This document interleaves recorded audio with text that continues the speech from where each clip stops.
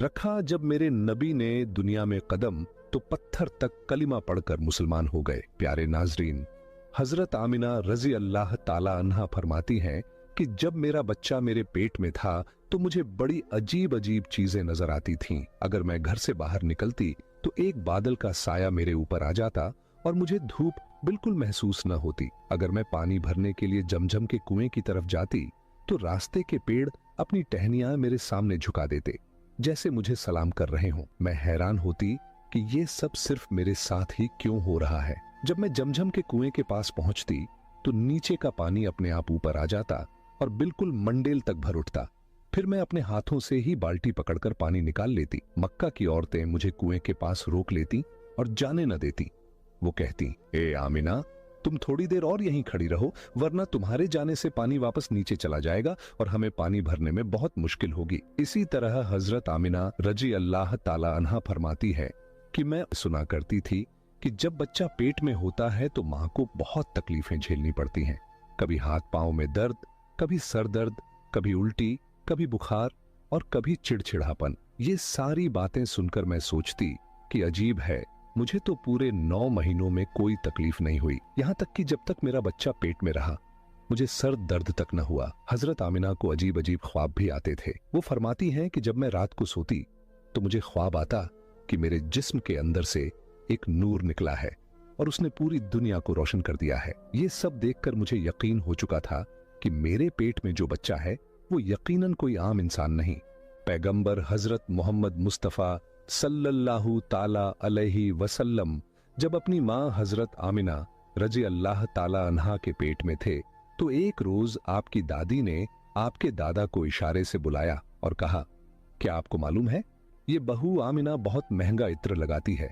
मैं तो परेशान हो चुकी हूँ, आप जरा आमिना से इस बारे में पूछिए। ये सुनकर आपके दादा ने कहा, इस बारे में तू ही पूछ लेती, तूने क्यों नहीं पूछा? तो आपकी दादी ने कहा, मैंने कई मर्तबा कोशिश की, लेकिन जब भी मैं आमिना के सामने जाती हूँ तो उसका नूरानी चेहरा देखकर खामोश हो जाती हूँ। आमिना के चेहरे पर इतनी चमक आ गई है कि मैं कुछ पूछ ही नहीं पाती, आप ही जाकर पूछ लीजिए। ये सुनकर आपके दादा ने कहा, तू औरत जात है, घर में रहती है, लेकिन मैं मर्द हूँ, घर से बाहर निकलता हूँ, मक्का में कुरैश का सरदार हूँ। जो भी मुझसे मिलता है पूछता है, ऐ अब्दुल मुत्तलिब, तुम्हारे घर से इतनी इत्र की खुशबू कहाँ से आती है? और हाँ, एक अजीब बात यह है कि इत्र की खुशबू वहीं से आती है जहां आमिना जाती है।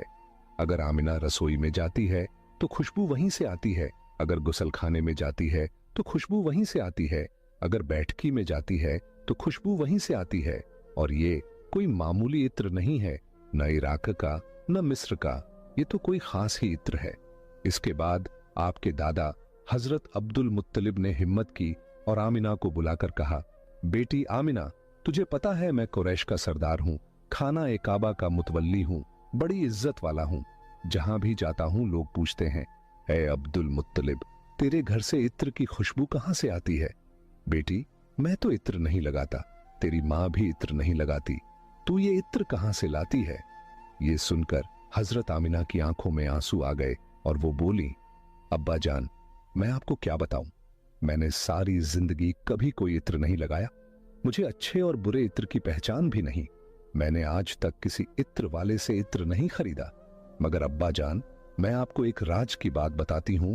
फिर हजरत आमिना ने अपने पेट पर हाथ रखा और कहा, अब्बा जान, ये सब इस आने वाले मेहमान की बरकत है, आपने तो सिर्फ खुशबू महसूस की है, अगर मैं आपको और बातें बता दूं तो आप मुझे दीवानी कहेंगे।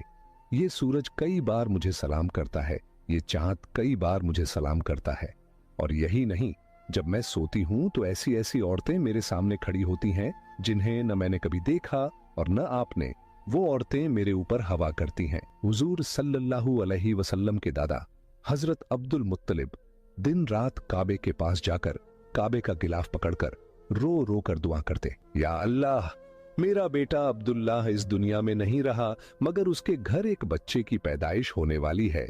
या अल्लाह, इस बच्चे की हिफाजत फरमा और मेरे अब्दुल्लाह की नस्ल बाकी रखना। हुजूर सल्लल्लाहु अलैहि वसल्लम के सारे चाचा इसी इंतजार में रहते थे कि उनके भाई अब्दुल्लाह के घर बच्चा कब पैदा होगा। यहूदियों की किताब तौरात में लिखा हुआ था कि जब आखिरी नबी आने वाले होंगे तो उनकी पैदाइश से 10 दिन पहले आसमान पर एक लाल सितारा चमकेगा। जब हुजूर सल्लल्लाहु अलैहि वसल्लम की पैदाइश में 10 दिन बाकी थे तो